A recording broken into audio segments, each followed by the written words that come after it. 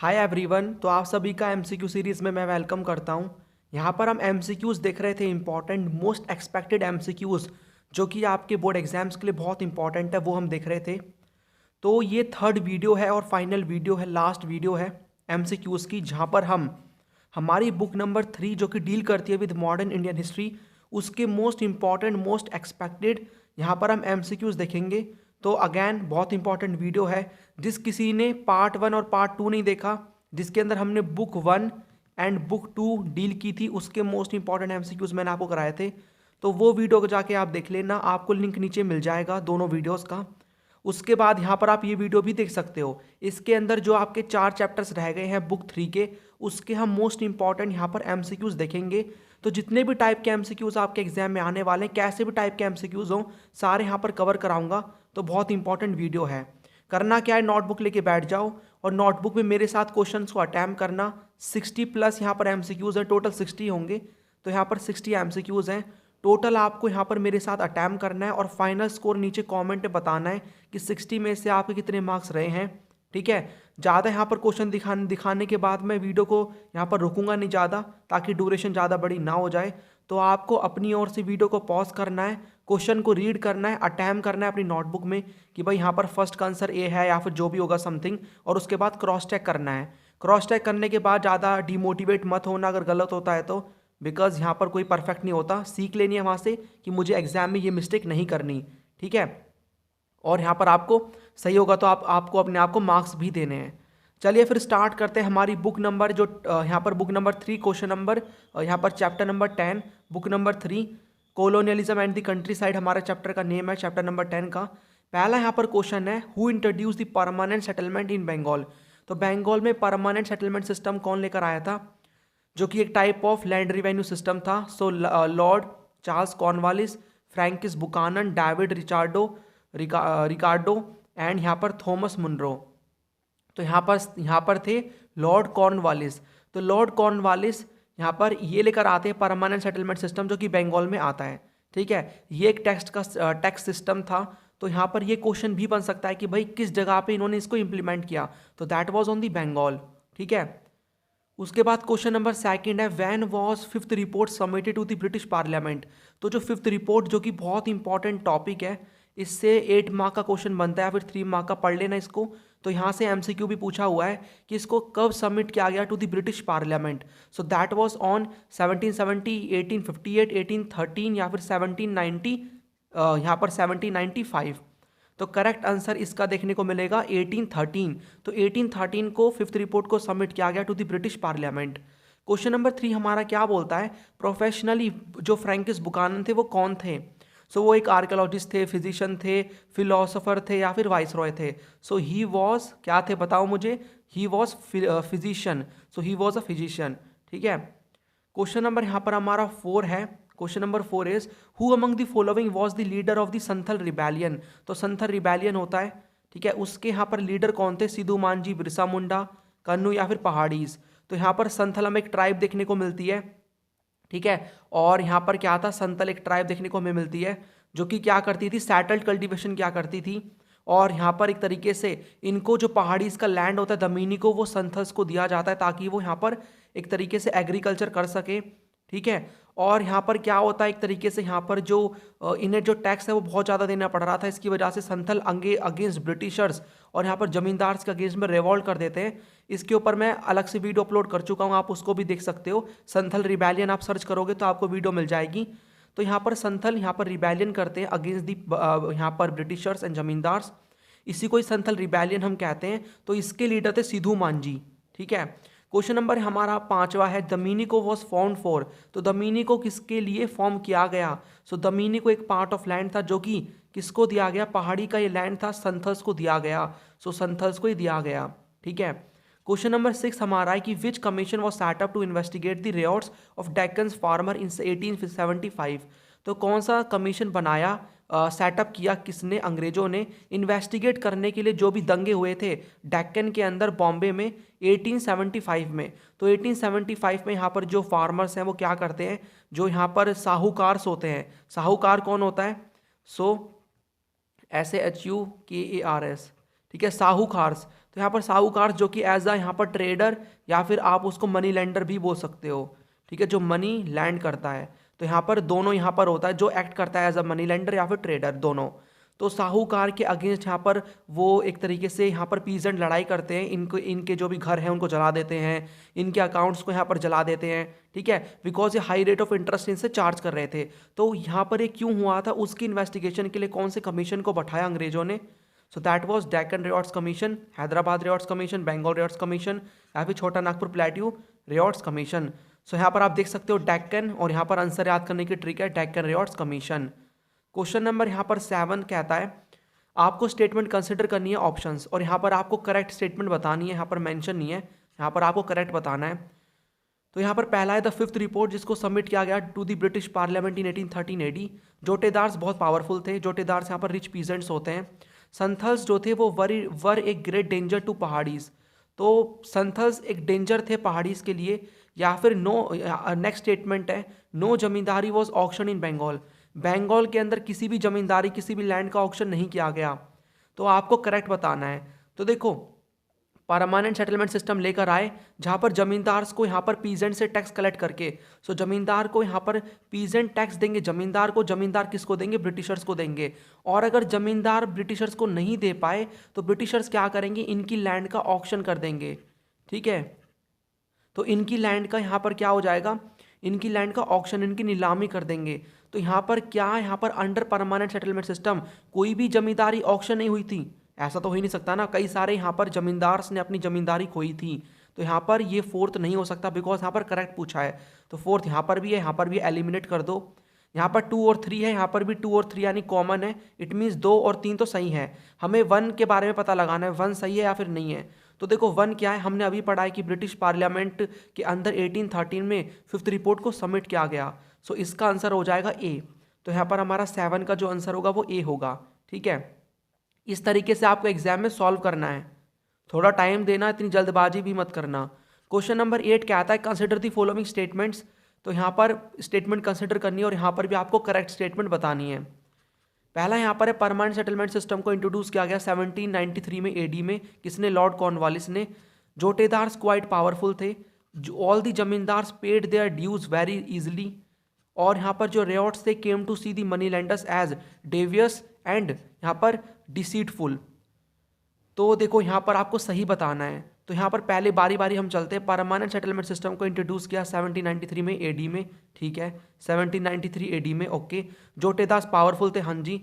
All the zamindars paid their dues very easily. देखो यहाँ पर जमींदार क्या अपने जो भी ड्यूज हैं, मतलब यहाँ पर जो भी उनके वो भी टैक्स का पैसा कलेक्ट कर रहे हैं, मतलब जो भी टैक्स का काम, उनको टैक्स कलेक्शन का काम दिया गया है, क्या वो इजीली से अंग्रेजों तक पहुंचा दिया करते थे? बल्कि कभी कभी ऐसा होता था कि यहाँ पर पीजेंटी टैक्स नहीं दे रहे हैं उनको, उनके पास कुछ भी नहीं है देने को, तो यहाँ पर जमींदार इजीली नहीं दे पाते थे, तभी तो उनकी लैंड ऑक्शन होती थी। तो ये स्टेटमेंट गलत है, बिकॉज यहाँ पर ड्यूज के बारे में बोला कि इजीली से वो दिया करते थे।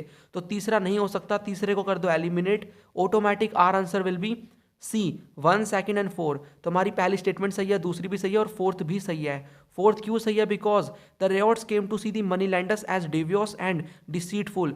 रेयॉट्स मनी लैंडर को एक तरीके से किस नज़र से देखते थे? कि भाई वो डिसऑनेस्ट हैं, ठीक है, डिसऑनेस्ट हैं। डेवियस एंड डिसीटफुल का मतलब होता है डिसऑनेस्ट।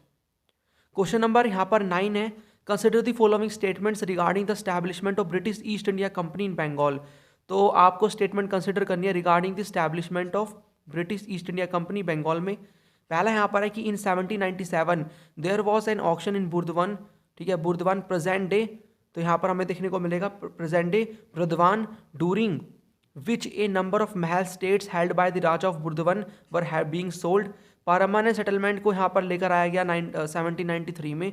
जो स्टेट्स थे those who fail to pay the were the states of those who fail to pay were to be auction to recover the revenue. Statement आपको करेक्ट बतानी है। तो यहाँ पर आपको देखने को मिलेगा, देखो बारी बारी यहाँ पर हम देखते हैं। इन 1797 यहाँ पर जो ऑक्शन होता है बुर्दवान के अंदर, प्रेजेंट डे यहाँ पर हमें देखने को मिलेगा बर्दवान, ठीक है, वर्धमान। सो यहाँ पर इसको बोलेंगे बर्दवान, ठीक है, Bardhaman. So during which a number of mahals state, मतलब स्टेट का यहाँ पर मतलब क्या है, स्टेट का यहाँ पर जो मतलब है वो है उनकी लैंड। तो यहाँ पर हमें देखने को मिलता है कि जो राजा थे बुर्दवान के, ठीक है, उनकी जो नंबर ऑफ स्टेट है, लैंड है, उनकी ऑक्शन की गई थी। हाँ, इस ये स्टेटमेंट सही है। परमानेंट सेटलमेंट सिस्टम को लाया गया 1793 में, ओके, ये भी सही है। और जो स्टेट थे, जो यहाँ पर कोई भी अगर यहाँ पर नहीं पे कर पा रहा है रिवेन्यू, तो उनके स्टेट को, उनके लैंड को वो क्या कर दिया करते थे, ऑक्शन भी कर दिया करते थे।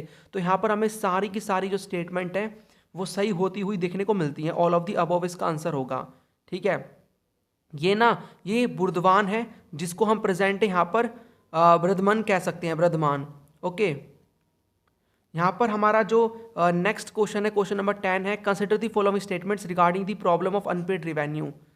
तो in introducing the permanent settlement, British officials hope to resolve the problems they had been facing since the conquest of Bengal. या फिर यहाँ पर नेक्स्ट है, by the 1770s the rural economy in Bengal was in crisis with recurrent famines and declining agricultural output, or officials felt that agriculture, trade and the revenue resources of the state could all be developed by encouraging investment in agriculture। यहाँ पर कौन C correct है, ठीक है, आपको option में से select करना है। देखो बारी बारी चलते हैं, आपने आई होप अटैम्प्ट कर लिया होगा, पढ़ो इसको, पॉज करके रीड करके अच्छे से टाइम लो, कोई दिक्कत नहीं है, उसके बाद इसको अटैम्प्ट करो। अब मैं आपको समझाता हूँ इसका आंसर क्या होगा, तो बारी बारी हम चलेंगे। देखो, in introducing the permanent settlement, Britishers ये होप कर रहे थे कि ताकि वो to resolve the problems they had been facing since the conquest of Bengal. तो उन्होंने कन्क्वेस्ट किया बंगाल का अंग्रेजों ने, तो वो कई सारी प्रॉब्लम्स फेस कर रहे थे, ठीक है, उसको सॉल्व करने के लिए परमानेंट सेटलमेंट सिस्टम वो लेकर आए। हाँ, अपने भले के लिए वो लेकर आए थे। उसके बाद 1770s में रूरल जो इकोनॉमी है बंगाल की वो क्राइसिस में थी, क्योंकि फेमाइंस आ रहे थे और डिक्लाइनिंग हो रहा था एग्रीकल्चरल आउटपुट। तो ये भी सही है। ऑफिशियल्स फेल्ट कर रहे थे कि जो agriculture, trade and revenue resource है स्टेट के यानी अंग्रेजों के, could all be developed by encouraging investment in agriculture. देखो अंग्रेज यही तो चाहते थे, यहाँ पर ज़्यादा से ज़्यादा लोग एग्रीकल्चर करें, इन्वेस्टमेंट हो एग्रीकल्चर में, जिससे यहाँ पर उनको रिवेन्यू मिले, ठीक है। तो ये भी सही स्टेटमेंट है, इट मीन्स डी हमारा आंसर होगा, ठीक है। All of the statement are correct. Question number 11 है एजर्शन रीजन वाला क्वेश्चन। यहाँ पर मैं आपको ट्रिक बता चुका हूँ कैसे सॉल्व करना है। स्टेप हमारा 1 होगा, पहले हमें चेक करना है कि भाई स्टेटमेंट ट्रू है या फिर फॉल्स है, दोनों, एजर्शन भी रीजन भी। उसके बाद हम दोनों में क्या करते हैं, स्टेप हमारा 2 जो होता है वो हम इसमें लिंक ढूंढते हैं, कनेक्शन ढूंढते हैं, ठीक है, कि आर करेक्ट एक्सप्लेनेशन है एक ही या फिर नहीं। तो पहले हमें बारी बारी देखना है, अटैम्प्ट कर लो इसको, अब मैं इसका आंसर आपको बताता हूँ। देखो एजर्शन बोलता है colonial rule was first established in Bengal. In Bengal, East India Company tried to reorder the rural society and establish new land rights and new revenue system। तो जो कॉलोनियल रूल था वो पहले बंगाल में सेटअप हुआ, और बंगाल में ईस्ट इंडिया कंपनी ये चाहती थी try to reorder the rural society, और वो रीऑर्डर करना चाहती थी रूरल सोसाइटी को, और वो नए राइट्स, लैंड राइट्स या फिर नया एंड नया वो रिवेन्यू सिस्टम लाना चाह रहे थे। हाँ, ये स्टेटमेंट सही है। उसके बाद रीजन क्या बोलता है कि there was an auction held at Burdwan, present day Bardhaman, in 1797 which was popularly known as grand public event. तो देखो ये स्टेटमेंट भी सही है, कई सारे ऑक्शन हमें बुर्दवान में देखने को मिलते हैं 1797 में। तो यानी कि हमारा ये आंसर नहीं हो सकता, ये नहीं हो सकता, अगेन हमारे पास 50-50 चांस है, ठीक है। तो यहाँ पर देखो क्या दोनों में कनेक्शन आपको कुछ दिख रहा है।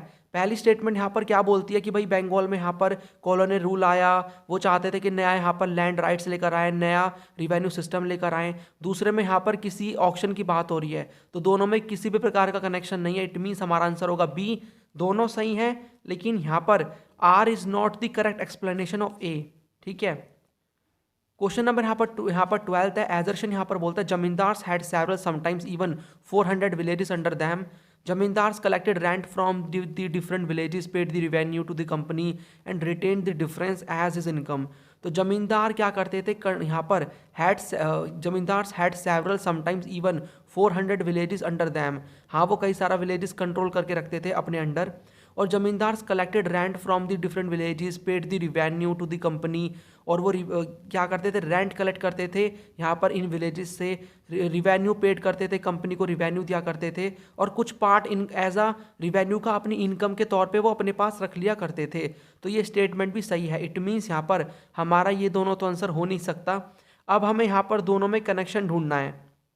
तो देखो यहाँ पर बात की जा रही है जमींदार्स कंट्रोल करते थे 400 विलेजेस, और यहाँ पर बात की जा रही है कि वो जमींदार क्या करते थे, रेंट कलेक्ट क्या करते थे विलेजेस से, रिवेन्यू दिया करते थे और कुछ पार्ट ऑफ रिवेन्यू अपने पास रखते थे।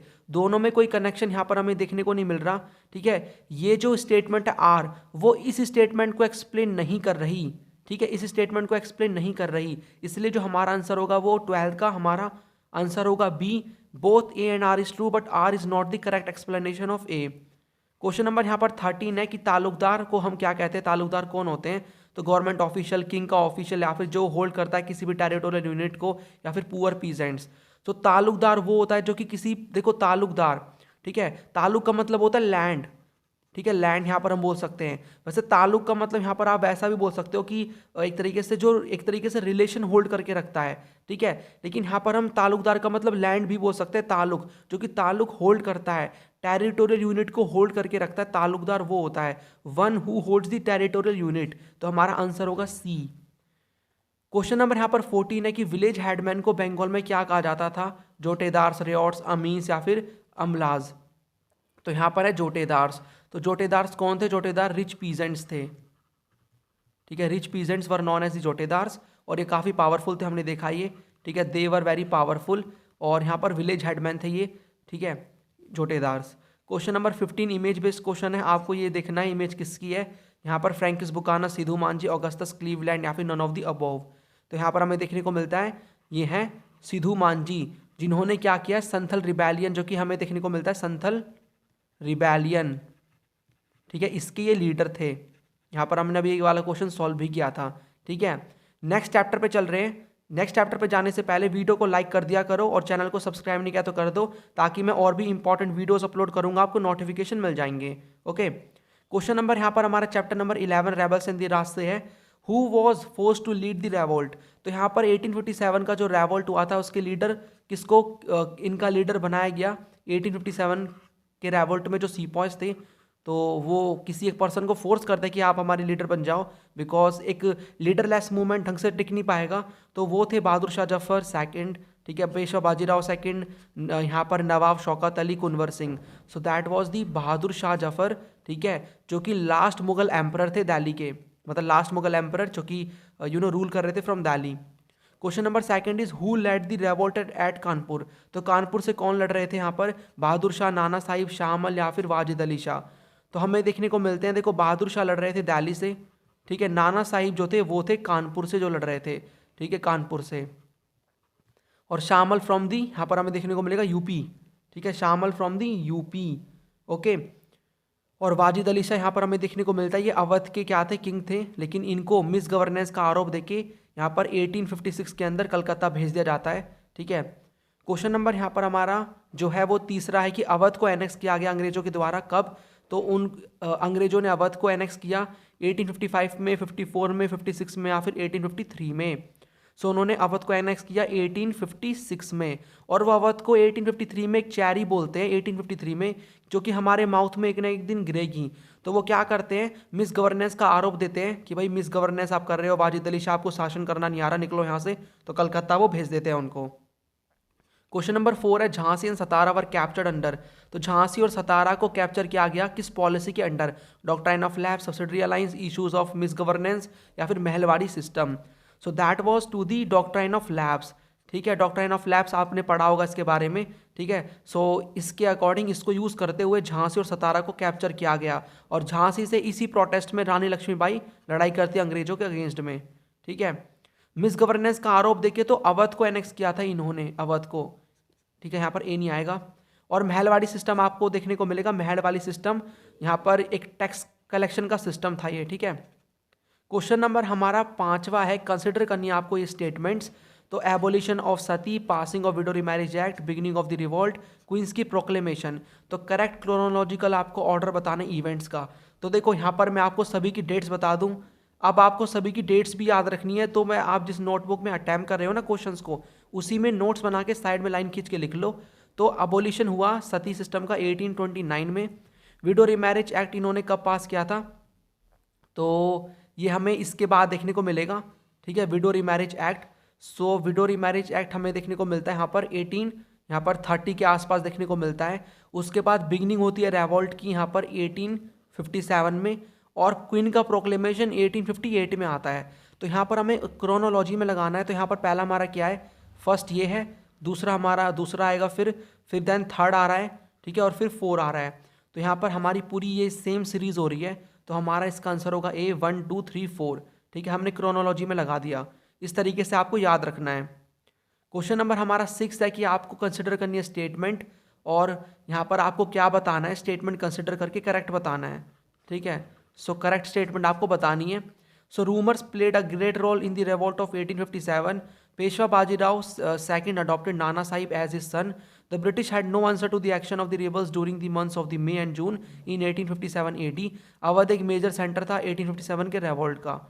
देखो, रूमर्स ने इंपॉर्टेंट रोल प्ले किया, हाँ जी बिल्कुल सही स्टेटमेंट है। पेशवा बाजीराव सेकंड ने क्या किया, नाना साहिब को एज अ सन अडॉप्ट किया, ये भी सही है। और ब्रिटिशर्स के पास कोई भी यहाँ पर एक तरीके से आंसर नहीं था to the action of the rebels. मतलब मई और जून में 1857 में अंग्रेज कुछ भी नहीं कर पा रहे थे एक तरीके से, जो भी रेबल्स हैं उनका, बिकॉज बहुत ज़्यादा गुस्सा था लोगों में, प्रोटेस्ट बहुत हो रहा था, ये भी सही है। और अवध एक मेजर सेंटर था रेवोल्ट का। इसके ऊपर तो डेडिकेटेड पूरा एक टॉपिक है जो कि बहुत इंपॉर्टेंट है, और इसके ऊपर अलग से डेडिकेटेड वीडियो भी मैं अपलोड कर चुका हूँ, आप उसको भी देख सकते हो। तो वो वीडियो इंपॉर्टेंट है। क्वेश्चन बन जाता है 8 मार्क का कि भाई अवध यहाँ पर क्यों एक मेन इंपॉर्टेंट सेंटर बना 1857 की क्रांति का, और क्यों तालुकदार ने इसको ज्वाइन किया। तो ये 8 मार्क का क्वेश्चन बन जाता है। तो अवध एक मेजर सेंटर था 1857 के रेवोल्ट का। तो इसका जो आंसर होगा वो होगा बी। सारी स्टेटमेंट सही है, यहाँ पर करेक्ट पूछा था, ठीक है। यहाँ पर मैंने किसी क्वेश्चन में मिसिंग रह गया करेक्ट लिखना, तो आपको एग्जाम में गिवन होगा कि इनकरेक्ट बताना है या फिर करेक्ट। क्वेश्चन नंबर यहाँ पर 7th है, which of these was the reason for the Nana Sahib joining the revolt of 1857।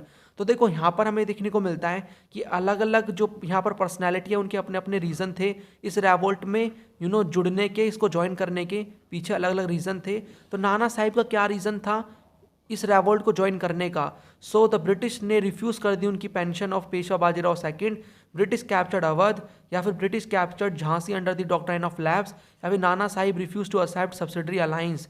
तो इनकी जो पेंशन है वो रुकवा दी गई थी, ठीक है। तो उसके अगेंस्ट यहाँ पर ये नाना साहिब क्या करते हैं, इस रेवोल्ट में पार्टिसिपेट करते हैं, okay. And he was fighting from the Kanpur, हमने अभी इसके ऊपर क्वेश्चन देखा था, ऑलराइट। क्वेश्चन नंबर 8 हमारा है, the tradition of Sati was abolished in year. तो जो सती सिस्टम है उसको कब खत्म किया गया अंग्रेजों के द्वारा, जो कि मैं कहूँगा कि बहुत अच्छा काम किया था अंग्रेजों ने सती सिस्टम को हटा के, ठीक है। तो 1829 में सी इसका आंसर होगा, जो कि मैंने आपको बताया था अभी। क्वेश्चन नंबर यहाँ पर 9 है, मंगल पांडे यहाँ पर 1857 में 2 अंग्रेजों को मार देते हैं। तो वो ह्यूस्टन थे, बॉग थे, जॉन सॉन्डर्स थे, या फिर दोनों थे। सो 2 ऑफिसर्स थे, यहाँ पर दोनों देखने को मिलेगा। तो ह्यूस्टन एंड बॉग हमें देखने को मिलते हैं, इनको गोली मार देते हैं और वो भाग जाते हैं वहाँ से। बाद में इनको फांसी दी जाती है, हैंग किया जाता है इनको। उसी के बाद यहाँ पर ये रेवोल्ट बहुत ज़्यादा एक तरीके से एक बहुत ही एंगर के साथ स्टार्ट हो जाता है अंग्रेजों के खिलाफ। क्वेश्चन नंबर 10 यहाँ पर बोलता है, who was the prominent leader in Delhi during the revolt of 1857। तो दिल्ली से कौन लड़ रहे थे, बेगम हजरत महल, रानी लक्ष्मीबाई, कुंवर सिंह, या Bahadur Shah Zafar. So that was the Bahadur Shah Zafar, जो कि लीडर बन जाते हैं इस रेवोल्ट के, ठीक है। और दिल्ली से ही लड़ रहे थे, ओके। आपको इतना याद रखना है। Kunwar Singh was fighting from the Bihar and Rani Laxmibai from the Jhansi, ठीक है। और बेगम हजरत महल यहाँ पर आपको जो है, ये कौन थी बेगम हजरत महल, ये हमें देखने को मिलती हैं वाजिद अली शाह की वाइफ थी, ओके। ये भी यहाँ पर लड़ रही थी 1857 के रेवोल्ट में। क्वेश्चन नंबर 11 है, the sepoys mutiny and the rebellion of 1857 is written by. तो ये जो सेपॉय म्यूटिनी है और रिबेलियन है 1857 का, ये किसने बोला है, किसने लिखा है। तो ये किसने यहाँ पर लिखा है इसको, इस रेवोल्ट को, the sepoy mutiny and the rebellion of 1857। तो ये लिखा है कार्ल मार्क्स ने, सैयद अहमद खान ने, आरसी मजूमदार ने, या फिर एसएन सैन ने। तो ये लिखा है किसने, आरसी मजूमदार ने, ठीक है। किसने लिखा है ये, आरसी, यहाँ पर हमें देखने को मिलेगा क्वेश्चन नंबर 11 का जो है आरसी मजूमदार ने, ओके। क्वेश्चन नंबर यहाँ पर 12 है, the religious cause for the revolt are as follows. तो यहाँ पर कई सारे कारण थे 1857 की क्रांति के। तो यहाँ पर रिलीजियस कारण कौन सा था, immediate cause, reforms by the company, activities of Christian missionaries. तो यहाँ पर कौन सी स्टेटमेंट सही है। तो देखो इमीडिएट कॉज कौन सा था, कार्टरेजिस वाला ना। तो यहाँ पर ये भी यहाँ पर कारण है, ठीक है। रिलीजियस कॉज के अंडर ही आएगा। रिफॉर्म्स कंपनी ला रही थी भाई, यहाँ पर विडो रीमैरिज एक्ट पास कर दिया। या फिर सती सिस्टम को एबॉलिश कर दिया। और क्रिश्चियन मिशनरीज क्या कर रहे थे, यहाँ पर लोगों को क्रिश्चियनिटी में कन्वर्ट करा रहे थे। तो ये भी आंसर होगा। तो सारी की सारी स्टेटमेंट सही हैं, सारे के सारे यहाँ पर रिलीजियस कॉज है for the revolt of 1857। Question number 13 यहाँ पर बड़ा क्वेश्चन है लेकिन ईजी है, अच्छे से पढ़ो इसको पॉज करके। अब मैं आपको इसको समझाता हूँ और इसका आंसर बताता हूँ। जो रेवोल्ट है, the revolt was widespread in Awadh due to which of the following reason. तो यहाँ पर अवध में ये रेवोल्ट फैला किन रीजन की वजह से। तो यहाँ पर पहली स्टेटमेंट बोलती है कि अवध को एनेक्स कर लिया गया अंग्रेजों के द्वारा, बिकॉज यहाँ पर वो बोल रहे थे कि मिस गवर्नेंस हो रहा है। और ब्रिटिशर्स ये मानते थे कि भाई जो नवाब है वो इतना पॉपुलर नहीं है, ठीक है। लेकिन यहाँ पर उल्टा ही हुआ, जो नवाब था वो बहुत पॉपुलर थे, नवाब ऑफ अवध। और इनके जाने के बाद लोग ऐसे टर्म्स यूज़ करते हैं, the life has gone out of the body, कि हमारी बॉडी से लाइफ ही निकल गई है, उनका जाना हमारे लिए इस प्रकार है। और यहाँ पर इनका रिमूवल है जिसकी वजह से, इनके जाने की वजह से जो लोग हैं एक तरीके से इमोशनल बहुत ज़्यादा हो जाते हैं और इस रेवोल्ट में पार्टिसिपेट करते हैं। तो ये स्टेटमेंट सही है बिल्कुल। उसके बाद यहाँ पर बी क्या बोलती है, द एनेक्सेशन ऑफ अवध। तो एनेक्सेशन जो है अवध, उसकी वजह से अनएम्प्लॉयमेंट हो गया, म्यूजिशियन, डांसर, पोएट, ये सारे लोग अनएम्प्लॉय हो गए। और यहाँ पर एडमिनिस्ट्रेटिव ऑफिशियल्स भी। और इनकी वजह, क्योंकि यहाँ पर क्या था, and soon those were attached with the Nawab and his house hold. तो वो लोग भी अनएम्प्लॉय हो गए जो कि नवाब और उनके हाउस होल्ड से अटैच थे। ये भी स्टेटमेंट सही है, ठीक है। देखो इस अवध की स्टोरी के ऊपर अलग से मैंने 11-12 मिनट की वीडियो बनाई हुई है, लिंक मैं आपको प्रोवाइड कर दूंगा नीचे डिस्क्रिप्शन बॉक्स में, देख लेना उसको, बहुत इंपॉर्टेंट वीडियो है। बिकॉज चांसेस है कि क्वेश्चन यहाँ से आ सकता है, काफ़ी ज़रूरी इंपॉर्टेंट टॉपिक है ये, ठीक है। और क्वेश्चन नंबर यहाँ पर ये जो सी ऑप्शन है वो बोलता है it also led to the loss of court culture, court का कल्चर का भी लॉस हो रहा था, या फिर सभी। तो देखो अगर आपको दो पता लग गए, इसके बारे में नहीं पता, तो आप तब भी बता सकते हो ना सारे सही हैं, क्योंकि यहाँ पर ए और बी हमारे पास है ही नहीं, ऐसा कुछ भी, ए एंड बी ओनली। तो यहाँ पर जो कल्चर है उसका भी लॉस हो जाता है, कोर्ट कल्चर, ठीक है, बिकॉज ये सारे लोग अनएम्प्लॉय हो जाते हैं इसकी वजह से। क्वेश्चन नंबर यहाँ पर 14 है, एदर्शन यहाँ पर कहता है कि in May 1857 a massive rebellion started that threaten the company's very existence in India. Reason बोलता है sepoys mutinied in several places beginning from Meerut and a large number of people from different sections of society rose up in rebellion. तो देखो मई 1857 में massive rebellion होता है जो कि डरा देता है कंपनी के एक्सिस्टेंस को, सही है। सीपॉयज म्यूटिनी करते हैं इन सेवरल प्लेसेस, जो कि स्टार्ट होता है मेरठ से, and a large number of people from different section of society rose up in rebellion, और अलग अलग सेक्शन सोसाइटी के जुड़ जाते हैं इस रेबेलियन में। ये वाला भी यहाँ पर हमें सही देखने को मिलता है, ठीक है। अब यहाँ पर हमारा ये जो है, ये तो इसका आंसर हो नहीं सकता, ठीक है, यहाँ पर क्योंकि दोनों स्टेटमेंट हमारी सही हैं। तो यहाँ पर आप देख सकते हो कि क्या दोनों में कनेक्शन है। तो मई 1857 में एक रिबेलियन होता है जो कि कंपनी, यहाँ पर जो कंपनी का जो एक्सिस्टेंस है उसको वो डरा देता है, ठीक है। और सीपॉयस क्या कर रहे थे, सेवरल प्लेसेस पे जाके म्यूटिनी कर रहे थे, मेरठ से स्टार्ट हुई है म्यूटिनी, और यहाँ पर कई सारे लोगों ने इसको ज्वाइन किया। तो दोनों हमें देखने को मिलता है कि ये जो आर है ये इसको एक्सप्लेन ही कर रहा है, ठीक है, कि भाई यहाँ पर एक तरीके से किस तरीके से यहाँ पर लोग जुड़ रहे हैं और किस तरीके से डर गए, एक तरीके से अंग्रेज कंपनी का जो एक्सिस्टेंस है वो हिल गया, थ्रेटन हो गया। तो ए इसका आंसर होगा, ठीक है। तो 14 का आंसर होगा ए। क्वेश्चन नंबर 15 यहाँ पर किसकी इमेज आपको ये देखने को मिलती है, नाना साहिब, वाजिद अली शाह, औरंगजेब या फिर बहादुर शाह जफर। तो ये है नाना साहिब जो कि कानपुर से लड़ रहे थे अगेन, पेशवा बाजीराव के अडॉप्टेड सन थे ये, ओके। यहाँ पर हमारा चैप्टर नंबर 13 स्टार्ट हो रहा है, Mahatma Gandhi and the nationalist movement. इस चैप्टर के अंदर जो डेट्स है वो they are very very important, और इसके ऊपर मैं अलग से वीडियो लेकर आ जाऊँगा कौन सी डेट्स इंपॉर्टेंट हैं। तो इसमें जो भी मूवमेंट्स महात्मा गांधी जी ने या फिर और भी लीडर्स ने स्टार्ट किए थे वो इंपॉर्टेंट हैं, ठीक है, उनकी डेट्स आपके लिए काफ़ी इंपॉर्टेंट है, तो उनको पढ़ लेना। तो इससे रिलेटेड यहाँ पर मैंने कुछ क्वेश्चंस डाले हैं, उनको देखते हैं। पीजेंट सत्याग्रह बारडोली में स्टार्ट किया, मतलब स्टार्ट हुआ कब, तो ये होता है 1928 में, 29 में, 30 में, 1931 में, सो 1928 में। क्वेश्चन नंबर यहाँ पर 2, और इसके लीडर भी कौन थे, इसके लीडर थे सरदार वल्लभ भाई पटेल, ठीक है, Sardar Patel was the leader. In which year did Mahatma Gandhi give a call for the quit India movement. तो कब quit India movement Mahatma Gandhi ने स्टार्ट किया, सो ये क्या था 1942 में। और किसने स्टार्ट किया, महात्मा गांधी। ये क्वेश्चन भी आ सकता है, who started non cooperation quit India movement, तो यहाँ पर है महात्मा गांधी। क्वेश्चन नंबर 3 यहाँ पर है, डांडी मार्च ब्रॉड फॉरवर्ड। तो दांडी मार्च से कौन सा मूवमेंट स्टार्ट हो गया? दांडी मार्च के बाद non cooperation, civil disobedience, quit India, Rowlatt, Satyagraha. So start हुआ था, that was the civil disobedience movement 1930। ठीक है, और इनकी भी डेट याद रख लो, 1920 non cooperation movement, quit India movement 1942 अभी क्वेश्चन सॉल्व किया है, और रॉलेट सत्याग्रह 1919। क्वेश्चन नंबर 4 यहाँ पर है, किसने यहाँ पर खिलाफत मूवमेंट स्टार्ट किया?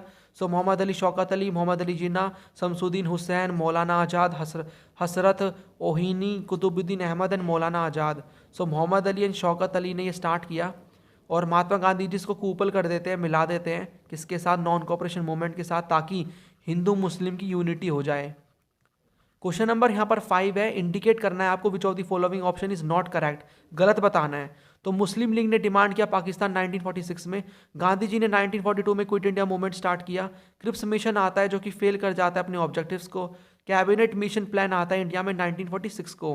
तो देखो मुस्लिम लीग यहाँ पर पहले, यहाँ नीचे से चलते हैं हम, कैबिनेट मिशन प्लान 1946 में आता है, क्रिप्स मिशन 1940 यहाँ पर 2 में आता है, और ये इसको गांधी जी क्या बोलते हैं? पोस्ट डेटेड चेक बोलते हैं क्रिप्स मिशन को, क्योंकि ये एक तरीके से फेल हो जाता है।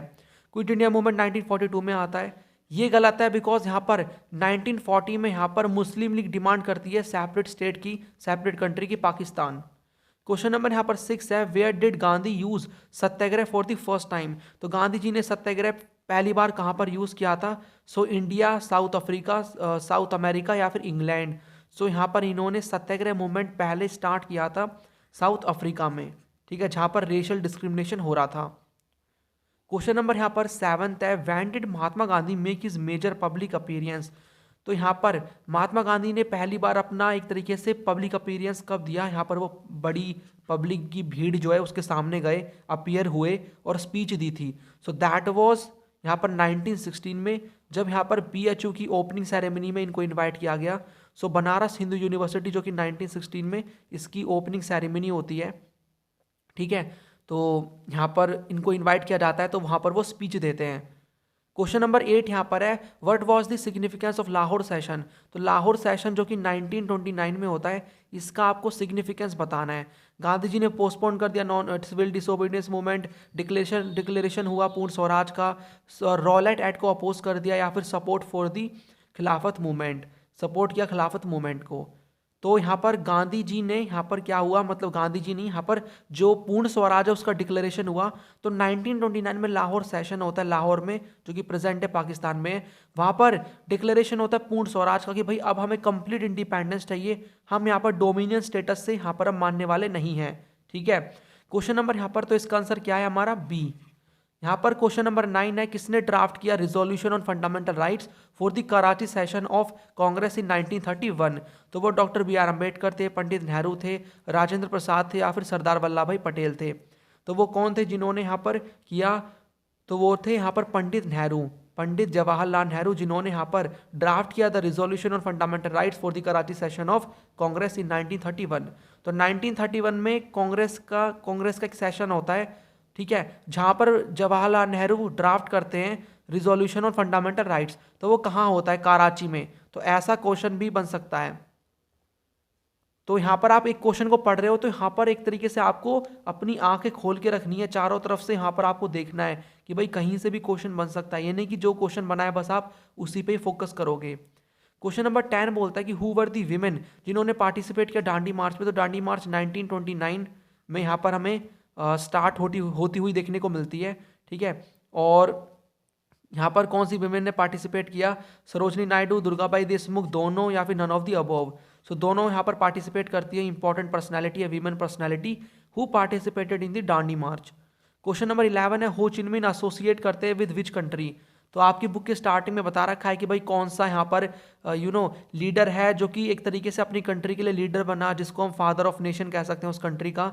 सो हो चिनमिन वही है जैसे हमारे लिए महात्मा गांधी हैं। किस कंट्री के लिए? Nepal, China, Vietnam, North Korea. So Vietnam, ठीक है। क्वेश्चन नंबर 12 है, इन 1915 गोपाल कृष्णा गोखले एडवाइस करते गांधी जी को ऑटोबायोग्राफी लिखने के लिए, इंडिया का टूर करने के लिए, सोशल वर्क करने के लिए, या फिर अज्यूम करने के लिए leadership of Congress? So India का टूर करने के लिए गोपाल कृष्णा गोखले, इनको पॉलिटिकल एडवाइजर भी कहा जाता है महात्मा गांधी जी का। ये एडवाइस करते गांधी जी को कि आपको पहले टूर करना चाहिए इंडिया का, देखो अच्छे से, उसके बाद यहाँ पर हमें काम करना है अच्छे से कि यहाँ पर अंग्रेजों की कितनी ब्रांचेस हैं, कैसे वहाँ पर लोग रह रहे हैं, कौन कौन सी उनकी पॉलिसीज़ है, तो इंडिया में जाओ, ठीक है, और समझो उसको। क्योंकि 1915 में वो कहाँ से आए थे, हमें देखने को मिलता है बाहर से, इंग्लैंड से वो इंडिया में आए थे। और 1916 में वो क्या करते हैं, पहला यहाँ पर अपनी अपीयरेंस देते हैं BHU में। और 1917 में चंपारण सत्याग्रह होता है, ठीक है, तो चंपारण सत्याग्रह होता है। और यहाँ पर हमें 1918 में देखने को मिलता है 2 इवेंट होते हैं, एक तो खेड़ा, ठीक है, खेड़ा सत्याग्रह, और यहाँ पर अहमदाबाद मिल स्ट्राइक। और 1919 में यहाँ पर आपको पता होगा रॉलेट एक्ट आता है, ठीक है, तो यहाँ पर 1990 में रॉलेट एक्ट आता है, उसके अगेंस्ट में यहाँ पर महात्मा गांधी जी रॉलेट सत्याग्रह चलाते हैं 1919 में ही। और उसको क्रश करने के लिए यहाँ पर जलियांवाला बाग इंसिडेंट होता है, तो जलियांवाला बाग इंसिडेंट होता है यहाँ पर 1919 में ही, ठीक है। तो ये कुछ इन्फॉर्मेशन है डेट से रिलेटेड। क्वेश्चन नंबर यहाँ पर 13 है, किस ईयर में मुस्लिम लीग ने एक रिजोल्यूशन पास किया for a separate state, separate nation Pakistan. तो ये मैंने आपको अभी बताया था थोड़ी देर पहले, 1940 में, 42 में, 1944 में, 1945 में, सो 1940 में। और यहाँ पर पाकिस्तान के अंदर यहाँ पर हमें देखने को मिलेगा मुस्लिम लीग, जो कि एक तरीके से डिमांड कर रही थी पाकिस्तान की। तो इसके लीडर मोहम्मद अली जिन्ना, सो यहाँ पर मोहम्मद अली जिन्ना यहाँ पर ये क्या करते हैं, डायरेक्ट एक्शन डे देते हैं, डायरेक्ट एक्शन डे का, ठीक है। देखो यहाँ पर यही, यहाँ पर ना बोलते बोलते लिखने में थोड़ी सी प्रॉब्लम होती है, तो यहाँ पर स्पेलिंग की मिस्टेक हो जाती है, ठीक है।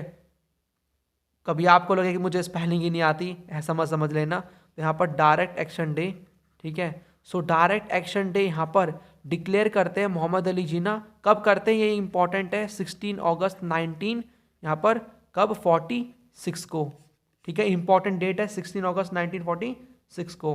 क्वेश्चन नंबर यहाँ पर हमारा नेक्स्ट है, that is question number 14, assertion reason वाला क्वेश्चन है। पॉज करो वीडियो को, अटैम्प्ट करो शांति से बैठ के। अब हम इसको देखते हैं। क्वेश्चन यहाँ पर एजर्शन बोलता है 1919 में गांधी जी स्टार्ट करते हैं सत्याग्रह मूवमेंट रॉलेट एक्ट के अगेंस्ट में, दैट द ब्रिटिश जिसको ब्रिटिशर्स ने पास किया था। ये क्या कर रहा था, एक्ट फंडामेंटल राइट्स को वायलेट कर रहा था। और कौन से फंडामेंटल राइट को, freedom of expression and strengthen the police power, और पुलिस की पावर बढ़ रही थी। क्वेश्चन यहाँ पर उसके बाद रीजन बोल रहा है कि अप्रैल 1919 में there were a large number of demonstration and hartals in the country against this act, the government use hartal measure to suppress them, the Jallianwala Bagh atrocity in Amritsar on Baisakhi day were a part of this suppression. तो अप्रैल 1919 में हमें बहुत सारे demonstration और हड़ताल देखने को मिलती हैं।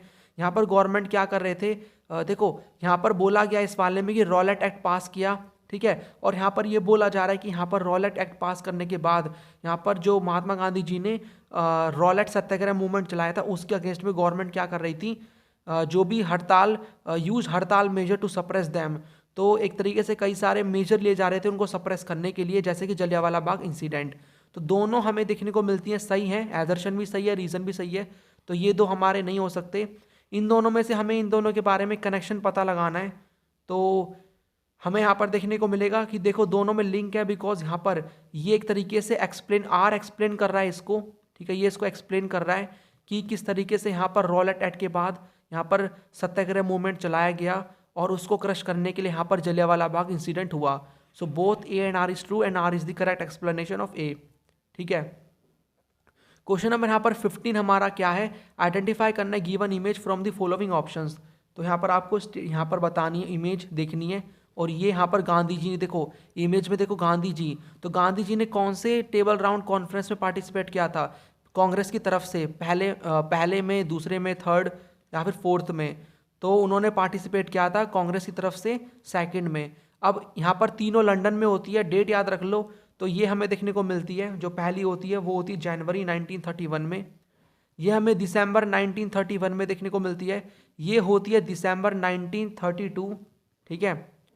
सो यहाँ पर ये इंपॉर्टेंट है हमारे लिए, first second third round table conference. और इसमें इन तीनों में से कांग्रेस पार्टिसिपेट करती है, किसमें, ओनली सेकंड वाले में, जहाँ पर महात्मा गांधी जी रिप्रेजेंट करते हैं फ्रॉम द कांग्रेस, ठीक है। क्वेश्चन नंबर यहाँ पर हमारा, चैप्टर नंबर हमारा लास्ट आ गया है, फ्रेमिंग द कॉन्स्टिट्यूशन। यहाँ पर 15 क्वेश्चन और है हमारे इस चैप्टर से, इनको देख लेते हैं। तो यहाँ पर कौन से प्रेसिडेंट थे कॉन्स्टिट्यूएंट असेंबली के, तो constituent assembly under cabinet mission plan 1946 में बनती है। तो यहाँ पर इसके हमें प्रेसिडेंट बताने हैं कॉन्स्टिट्यूएंट असेंबली के। तो नेहरू थे, बी आर अम्बेडकर थे, राजेंद्र प्रसाद थे या फिर सरदार पटेल थे। सो कॉन्स्टिट्यूएंट असेंबली के president was the doctor Rajendra Prasad. Question number 2 है, who was the chairman of the drafting committee of the constitution. कौन थे chairman of the drafting committee. तो ड्राफ्टिंग कमेटी जिसके अंदर हमें टोटल 7 मेंबर देखने को मिलते हैं, इनके हेड को मिला के, चेयरमैन को मिला के वैसे 6 देखने को मिलते हैं और एक इनका चेयरमैन था। तो चेयरमैन का नाम बताना है, वल्लभ भाई Patel, Nehru, K M Munshi, B R Ambedkar. तो देखो ड्राफ्ट कौन करेगा, आप ये देखो, अगर आपको इसका आंसर भी नहीं आता ना, आप थोड़ी कॉमन सेंस लगाओ कि इंडियन कॉन्स्टिट्यूशन के फादर किसको बोला जाता है, who is the father of Indian constitution. तो बी आर अम्बेडकर। तो यहाँ पर ड्राफ्ट कौन करेगा, तो ड्राफ्टिंग जो कमेटी है उसका चेयरमैन वही तो होगा जिनको हम बोल सकते हैं कि बी आर अम्बेडकर, मतलब जो कि एक तरीके से बी आर अम्बेडकर ही हुए ना, क्योंकि इन्हीं को ही फादर बोला जाता है इंडियन कॉन्स्टिट्यूशन का। तो यहाँ पर डी आंसर होगा। थोड़ी सी कॉमन सेंस लगा लेना क्वेश्चन में, अगर आपको नहीं भी आता तो एलिमिनेशन टेक्निक तो एटलीस्ट आप यूज़ कर सकते हो। देखो यही होता है, अगर आपने थोड़ा सा पढ़ा है ना, कुछ भी थोड़ा बहुत, और आपको थोड़ा सा आपने नहीं भी पढ़ा, उस थोड़े से पढ़े के बेसिस पे you can solve the answers, specially MCQs. Question number 3 है, which of the following languages Gandhi ji favoured as the national language. तो कौन सी लैंग्वेज को फेवर करते हैं गांधी जी की उसको नेशनल लैंग्वेज बनाना चाहिए। सो हिंदी, उर्दू, हिंदुस्तानी या फिर पर्शियन। सो किस लैंग्वेज को वो बोलते हैं, हिंदी को। ठीक है, किसको बोलते हैं, हिंदी को। क्वेश्चन नंबर यहाँ पर हमारा 4 है, that is which of the following leaders introduce the objective resolution. तो कौन से लीडर ऑब्जेक्टिव रिजोल्यूशन लेकर आते हैं। सो यहाँ पर बी आर अम्बेडकर, वल्लभ भाई पटेल, डॉक्टर राजेंद्र प्रसाद या फिर नेहरू। सो 13 यहाँ पर हमें देखने को मिलेगा दिसंबर 1946, यहाँ पर कॉन्स्टिट्यूएंट असेंबली में ऑब्जेक्टिव रिजोल्यूशन प्रस्तुत करते हैं, इंट्रोड्यूस करते हैं जवाहरलाल नेहरू। क्वेश्चन नंबर 5 है, who among the following made a powerful plea for continuing separate electorate. तो यहाँ पर कौन एक यहाँ पर एक पावरफुल दलील देते हैं अपने की जो सेपरेट इलेक्टोरेट है उसको हमें कंटिन्यू रखना चाहिए। सो वो कौन से मेंबर थे, B Pocker Bahadur, V N Rao, S N Mukherjee, doctor B R Ambedkar. So ये थे बी पोकर बहादुर जो कि बोलते हैं कॉन्स्टिट्यूएंट असेंबली में कि सेपरेट इलेक्टोरेट को कंटिन्यू रखना चाहिए। और यहाँ पर हमें एस एन मुखर्जी देखने को मिलते हैं, ये कौन थे, ये तो चीफ ड्राफ्ट्समैन थे। ठीक है, ड्राफ्ट्समैन थे, चीफ ड्राफ्टमैन थे एस एन मुखर्जी, और डॉक्टर बी आर अम्बेडकर तो चेयरमैन थे किसके, ड्राफ्टिंग कमेटी के। सो जो ड्राफ्टिंग कमेटी थी उसके चेयरमैन थे बी आर अम्बेडकर। सो इसका आंसर ए होगा। क्वेश्चन नंबर 6 है, when are constitution was adopted. तो हमने इसको कब अडॉप्ट किया, इनेक्ट किया, तो वो हमने किया था 26 नवंबर 1949। और अगर यहाँ पर आ जाता है क्वेश्चन में हमने कब इसको एनफोर्स किया, तो जब हमारी डेट हो जाएगी 26 जनवरी 1950। 26 सेम होगा, बस मंथ में और ईयर में अंतर आ जाएगा। लेकिन यहाँ पर अडॉप्टेड पूछा है तो इनेक्टेड भी अडॉप्टेड ही है, मतलब ठीक है सेम डेट है, दैट इज 26 नवंबर 1949। तो हमारा जो सी यहाँ पर 6 का आंसर सी होगा। क्वेश्चन नंबर यहाँ पर 7 है, who among the following was the chief draftman of the constituent assembly. तो यहाँ पर कौन से चीफ ड्राफ्ट्समैन थे कॉन्स्टिट्यूएंट असेंबली के। तो अभी मैंने आपको बताया B N Rao, B R Ambedkar, Nehru, S N Mukherjee. So यहाँ पर हमें देखने को मिलता है S N Mukherjee was the chief draftman of the constituent assembly. B N Rao क्या थे, ये तो एडवाइजर थे। सो यहाँ पर एक कॉन्स्टिट्यूशनल एडवाइजर थे। ठीक है, एडवाइजर थे ये तो। और यहाँ पर हमें देखने को मिलता है क्वेश्चन नंबर 8वें में, India's new constitution was signed. तो देखो यहाँ पर एक डेट बहुत इंपॉर्टेंट है, इंडिया, देखो यहाँ पर जनवरी, इसका आंसर जनवरी 1950 होगा। एक डेट आप याद रख लेना 24 यहाँ पर जनवरी 1950, यानी जब हमने एनफोर्स किया कॉन्स्टिट्यूशन को उससे 2 दिन पहले यहाँ पर सभी लोग आए थे और इन्होंने क्या किया, साइन किया। तो यही यहाँ पर पूछा है कब यहाँ पर साइन किया, तो साइन करते हैं और भी चीज़ें होती है, national flag and national anthem को अडॉप्ट कर लिया जाता है। और यहाँ पर इंडिया के प्रेसिडेंट बना दिए जाते हैं डॉक्टर राजेंद्र प्रसाद। ठीक है, तो डॉक्टर राजेंद्र प्रसाद को बना दिया जाता है इंडिया के क्या, यहाँ पर प्रेसिडेंट। और यहाँ पर एक और डेट इंपॉर्टेंट है 20, यहाँ पर हमें देखने को मिलेगा। सो यहाँ पर हमारे लिए एक और डेट इंपॉर्टेंट है 22 जुलाई 1947। इसको हमने अडॉप्ट किया क्या, अपना नेशनल फ्लैग। ठीक है, जो आप आज नेशनल फ्लैग अपना देखते हो वही वाला हमने इसको अडॉप्ट किया 22 जुलाई 1947। ये कुछ डेट्स हैं इंपॉर्टेंट हैं। क्वेश्चन नंबर यहाँ पर 9 है, under which scheme the constituent assembly was formed. तो इस चैप्टर के एमसीक्यूज के स्टार्टिंग में मैंने आपको बताया था 1946 में एक यहाँ पर कैबिनेट मिशन प्लान आता है, ठीक है, मैंने आपको आंसर ही बता दिया। तो जिसके अंडर यहाँ पर कॉन्स्टिट्यूंट असेंबली बनाई जाती है इंडिया में, तो इसका जो आंसर होगा वो होगा cabinet mission plan, cabinet mission scheme. तो यहाँ पर हमें देखने को ये मिलता है, ठीक है। क्वेश्चन नंबर यहाँ पर जो 10 है वो पूछता है यहाँ पर कि कितनी सीट्स थी। सो द कॉन्स्टिट्यूंट असेंबली मतलब कितने मेंबर थे जो constituent assembly of India comprised of. तो यहाँ पर हमें कितने मेंबर देखने को मिलते हैं, कहाँ से कौन से मेंबर थे। तो देखो ये डायरेक्ट फैक्चुअल क्वेश्चन है, पता है तो पता है वरना नहीं पता। सो यहाँ पर 292 हमें मेंबर देखने को मिलते हैं ब्रिटिश प्रोविंस से, ठीक है। 4 यहाँ पर हमें देखने को मिलते हैं चीफ जो यहाँ पर कमिश्नरीज थे, और 93 हमें प्रिंसली स्टेट से देखने को मिलते हैं, ठीक है। आपको याद रखना है, अगर आपको इतना पता है ना 93 फ्रॉम द प्रिंसली स्टेट से थे, तो यहाँ पर ये तो आंसर हो ही नहीं सकता, ठीक है। यहाँ पर 91 बोला, यहाँ पर 95, यहाँ पर 92। 11वां क्वेश्चन है यहाँ पर विच of the following section of society had the longest struggle for getting the voting rights. तो इनमें से कौन सा सेक्शन है सोसाइटी का जिसने बहुत स्ट्रगल किया वोटिंग राइट्स के लिए। सो वो बैकवर्ड क्लास मैन है, एजुकेटेड मैन है, वीमेन सेक्शन है, मैन ऑफ वर्किंग क्लास। तो यहाँ पर वीमेन वाला सेक्शन आपको पता ही होगा, कॉमन सेंस वाला क्वेश्चन है, so it is totally based on common sense, ठीक है। क्वेश्चन नंबर यहाँ पर 12 है कि जो जर्नल हरिजन कौन पब्लिश करता था। So Sardar Patel, Nehru, Mahatma Gandhi, Rajendra Prasad. So that was Mahatma Gandhi. Question number 13 है assertion by 1949 most of the member of the constituent assembly agreed that the resolution of separate electorate is against the interest of minorities. Reason बोलता है a socialist leader and the leader of the peasant movement N G Ranga urge that the word minorities must be interpreted in economic terms. तो assertion बोलता है कि bye 1949 most of the जो member है constituent assembly के वो अग्री करते हैं कि जो रिजोल्यूशन है वो सेपरेट इलेक्टोरेट का वो अगेंस्ट है माइनॉरिटीज़ के इंटरेस्ट में, तो सेपरेट इलेक्टोरेट नहीं होना चाहिए। तो ये स्टेटमेंट सही है। यहाँ पर रीजन बोलता है कि a socialist leader and the leader of the peasant movement N G Ranga यहाँ पर बोलते हैं, अर्ज करते हैं कि जो माइनॉरिटी का जो वर्ड है उसको इकोनॉमिक टर्म्स में इंटरप्रेट करना चाहिए, ठीक है। सो जो टर्म माइनॉरिटी है उसको इंटरप्रेट करना चाहिए इकोनॉमिक टर्म्स में। देखो यहाँ पर बात की जा रही है कि जो सेपरेट इलेक्टोरेट है, ये भी सही है वैसे, तो यहाँ पर ये आंसर नहीं हो सकता। देखो यहाँ पर जो है पहले में बात की जा रही है कि भाई कॉन्स्टिट्यूंट असेंबली में ये बोला गया, सब लोग अग्री हो गए कि सेपरेट इलेक्टोरेट माइनॉरिटी के यहाँ पर अगेंस्ट में है, ठीक है, उनके लिए बेकार हैं। यहाँ पर दूसरी ओर स्टेटमेंट रीजन ये बोलती है इसको समझाते हुए कि क्या मतलब यहाँ पर सोशलिस्ट जो लीडर है और जो लीडर है पीजेंट मूवमेंट के एनजी रंगा, वो ये बोलते हैं कि जो माइनॉरिटी है उसको इंटरप्रेट करना चाहिए इकोनॉमिक टर्म्स में।